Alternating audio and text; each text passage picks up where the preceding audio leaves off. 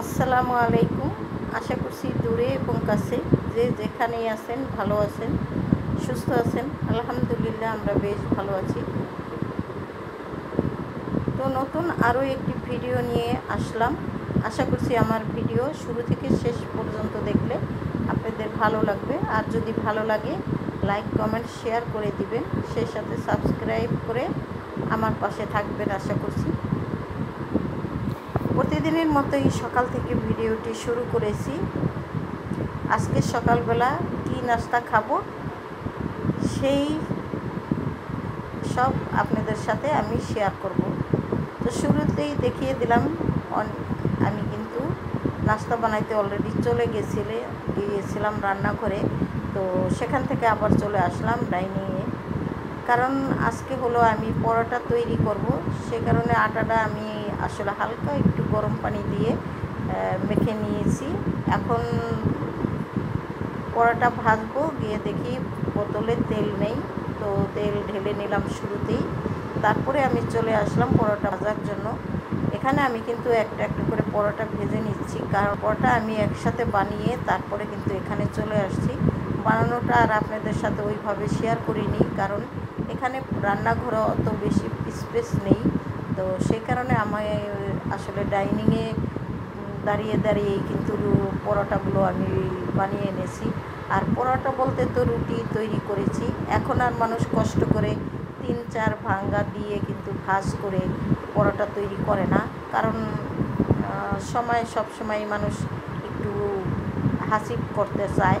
তো সেই কারণেই আসলে এরকম করা। আগের মানুষ হয়তো এতটা বুদ্ধি তাদের ছিল কি ছিল না আমি জানি না, বা তারা রুটিকে রুটি বলতো হয়তো, আর পরোটা মানেই 4 ভাঁজ করে বানিয়ে নেওয়া। তো পরোটাগুলো কিন্তু আমার বানানো হয়ে গেছে। এখন চলে আসছি আমি নাস্তা খাওয়ার জন্য। তো নাস্তায় আমি আজকে পরোটা খেয়েছি মাত্র একটা। তারপরে আমি মুড়ি দিয়ে, দুধ দিয়ে, কাঁঠাল দিয়ে খেয়েছিলাম। ঘরে অবশ্য আম আছে, আম দিয়েও খাওয়া যেত দুধ দিয়ে, মুড়ি দিয়ে। তবে কাঁঠালগুলো যেহেতু নষ্ট হয়ে যাচ্ছে বা কাঁঠাল খেতে ইচ্ছে করলো, তাই আমি আজকে মুড়ি দিয়ে, দুধ দিয়ে, কাঁঠাল দিয়ে খেয়ে নিলাম। আপনারাও যারা এইভাবে এখনও পর্যন্ত খাননি, একবার খেয়ে দেখতে পারেন আসলে কতটা মজা। না খেলে কিন্তু কোনো জিনিসেরই আসলে স্বাদ বোঝা যায় না। তবে যারা খেয়েছেন তারা তো অবশ্যই জানেন এইভাবে খেতে কত ভালো লাগে।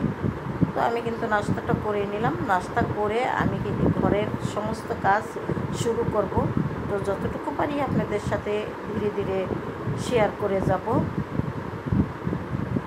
নাস্তা করে নিয়েছি, তো এখন আমি চলে আসলাম আমার ঘর বাড়ি কীভাবে গুছিয়েছি সেইটুকু আপনাদের সাথে একটু শেয়ার করি। তো নাস্তা করার আগেই কিন্তু আমি কাপড়গুলো ভিজিয়ে রেখেছিলাম। তো কাপড় ধুয়ে নিলাম শুরুতে, কাপড় ধুয়ে ফেলেছি এবং সেই সাথে ঘর বাড়ি মোটামুটিভাবে আমি একটু গুছিয়ে নিয়েছি। তো এখন চলে আসলাম বারান্দাতে কাপড় রোদ দেওয়ার জন্য। বিশাল বড় বারান্দা, তো এখানে অনেকগুলো কাপড়ই আসলে ছড়িয়ে দেওয়া যায়। তো আমার 2-3টা 3 পিস আসলে আমি আগে সরিয়ে দিলাম, কারণ এইগুলো পাতলা, ভীষণ পরিমাণে রোদ লাগে। তো তাড়াতাড়ি শুকিয়ে গেলে আমি আমার কাপড়গুলো ঘরে নিয়ে আসবো, আর পরবর্তীতে আরও কিছু কাপড় ধুয়েছি সেগুলো এখানে আমি সরিয়ে দেব। তো যেদিন আমি আসলে নিজে মনে করি যে আজকে কাজ করব, সেই দিন আর ঘরের কোনো কিছুই বাকি রাখি না। A to Z যেখানে যা আছে সব কিছুই আমি সুন্দর করে শেষ করার চেষ্টা করি এবং কাজ করে নেওয়ার চেষ্টা করি। তো আসলে সব সময় সব কিছু নিজের মতো করে হয় না, করতে চাইলেও পারা যায় না। তো কাপড়গুলো তো ধুয়ে নিয়েছি, বেশ ভালো কথা। রোদে কিন্তু শুকাতেও দিয়েছি। তারই মাঝে কিন্তু এই তো দেখতেই পাচ্ছেন বৃষ্টি শুরু হয়ে গেছে। তো ভাবলাম আপনাদের সাথে একটু শেয়ারও করি।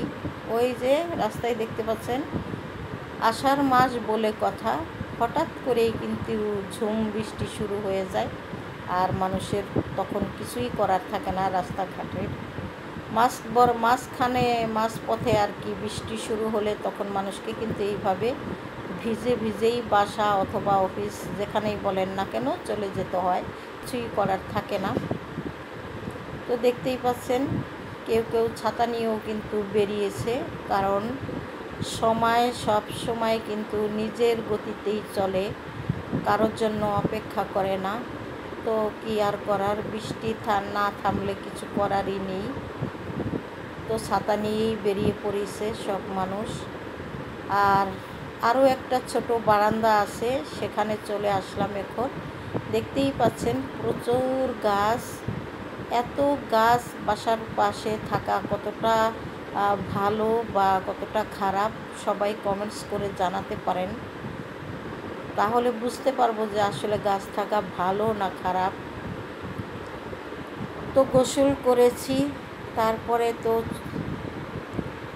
কাপড় ধুয়েছি, ঘর মুছেছি, সকালবেলা নাস্তা তৈরি করে খেয়েছি, সেই প্লেট বাটিগুলো ধুয়ে নিয়েছি।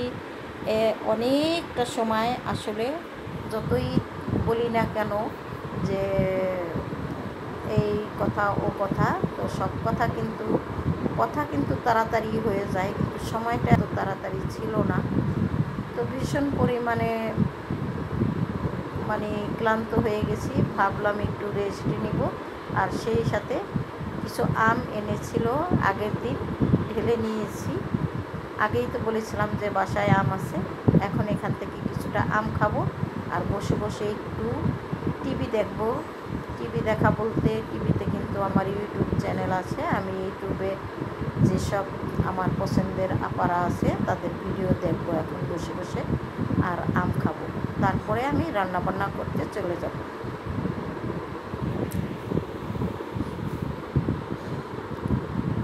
তো এইতে এখানে আমি একটা আম কিন্তু এমনিতেই একটু খেয়ে দেখলাম যে কেমন মিষ্টি, খুবই মিষ্টি ছিল আমগুলো। আর এখানে বেশ কয়েকটা আম কেটে এনে রেখে দিলাম ছেলেদের জন্য, ওরা খাবে। আর আমি এখন চলে আসলাম রান্নাবান্না করার জন্য। দুপুরে রান্না করাই হয় নাই, সমস্ত কাজ ঠিকই করা হয়ে গেছে। তো কাজ করলে তো হবে না, দুপুরবেলা খেতেও হবে।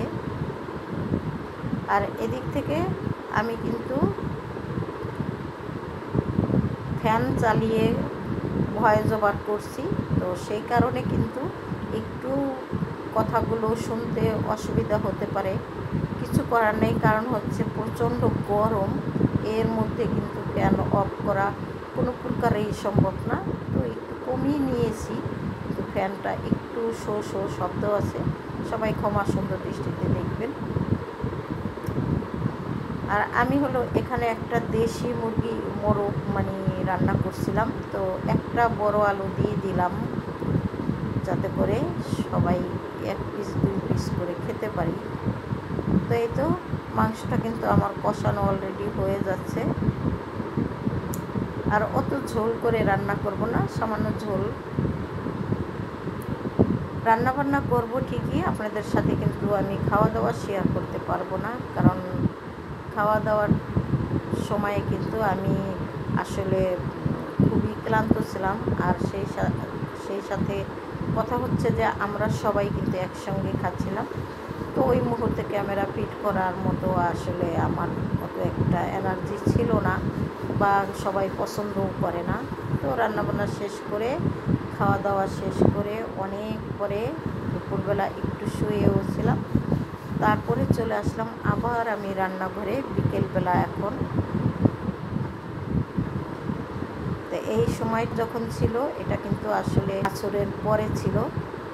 আমি দুপুরে খাওয়া দাওয়া করে প্লেট বাটিগুলো কিন্তু সাথেই ধুয়ে রাখি সব সময়। মাঝে মধ্যে হয়তো কোনো সময়ে একটু এদিক সেদিক হয়ে যায়, তো সবসময় আর সাথে ধুয়ে রাখারই চেষ্টা করি। তো আজকেও প্রতিদিনের মতো ধুয়ে রেখেছিলাম, তো এখন সেগুলো একটু গুছিয়ে নিলাম।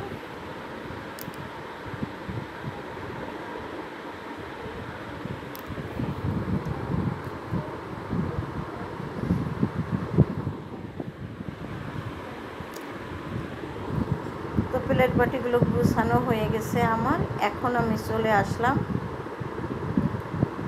এই তো তো দেখতেই পাচ্ছেন কলা ছুলে নিচ্ছি এখানে। আজকে হলো আমি কলা দিয়ে কলার পিঠা তৈরি করে আপনাদেরকে দেখাবো এবং আপনাদের সাথে শেয়ার করব।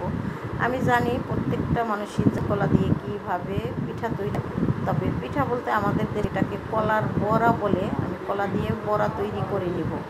আর এখানে 2টা বড় বড় কলা ছিল, তো ছেলেকে বলছিলাম যে একটা কলা তুমি খেয়ে নাও, কারণ বড়া কলা একেবারেই খেতে চায় না, তার ভিতরে আবার হচ্ছে অনেক বড় কলা। তো সে কারণে আমি ছেলেকে সেদে এখান থেকে অর্ধেকটা মানে হাফ কলা খাইয়েছিলাম, আর 1.5টা কলা দিয়ে আমি হলো বড়া তৈরি করছিলাম।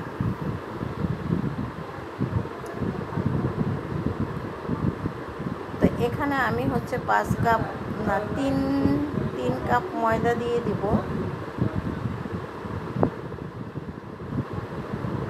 3 কাপ ময়দা দিয়ে দিলাম, আর 2.5 কাপের মতো চাউলের গুঁড়া দিয়ে দিলাম। এতে কিন্তু পিঠাটা খেতে ভীষণ মজা হয়। আর যদি শুধু ময়দা দিয়ে তৈরি করা হয় সেই পিঠাটা খেতে অত বেশি একটা ভালো লাগে না, মানে বেশি নরম হয়ে যায়। অ্যাকচুয়ালি কিন্তু চাউলের গুঁড়া দিয়েই কিন্তু এই পিঠাটা আগে দাদি নানিরা বা আমার মা চাচিরা তৈরি করতো। তখন কিন্তু আটা অথবা ময়দা কোনো কিছুই কিন্তু এর সাথে মিক্সড করতো না। বা আমরা এখন হচ্ছে সব কিছুতেই ময়দা মিক্সড করি, পাটিসাপটা পিঠা তৈরি করলে বা অন্যান্য করলে, কিন্তু এইভাবে আসলে আগে তৈরি করতো না, শুধু চাউলের গুঁড়া দিয়েই কিন্তু এই পিঠাগুলি তৈরি করতো। যাই হোক, এখানে আমি কলার গোলাটা গুলিয়ে একটু 10 মিনিটের জন্য রেস্টে রেখে দিলাম। আর কিছু কাঁঠালের বীজ এখানে আমি ভেজে নিলাম, যেগুলো একটু শক্ত সেগুলো আমরা মুখে খেয়ে নিব, আর বাদ বিগুলো তৈরি করে নেব। এই তো ফিরে আসলাম 10-15 মিনিট পরে। এখন আমি হলো বড়াগুলো ভেজে নিব। তো আগেই কিন্তু আমি আসলে কড়াইয়ের ভিতরে তেল দিয়ে রেখেছিলাম, তেলটা গরম হয়ে গেছে। এখন আমি পিঠাগুলো দিয়ে দিলাম। তো পিঠাগুলো আমি প্রথমে আসলে চামিচ দিয়ে দিতে চাইছিলাম, পরে ভাবলাম যে না, হাত দিয়ে পিঠা বানালে পিঠাগুলো এক সাইজ অথবা একেবারে গোল এরকম হবে, আর চামিচ দিয়ে তৈরি করলে হলো একটু লম্বা লম্বা হয়ে যাবে। সেই কারণে ভাবলাম হাত দিয়েই তৈরি করি। এই তো হয়ে গেছে আমার বড়া পিঠা ভাজা। এভাবে বানিয়ে বিকেলবেলা নাস্তা তৈরি করে খেতে পারেন। আমিও কিন্তু এখন বিকেলবেলা এটা খেয়ে নেব।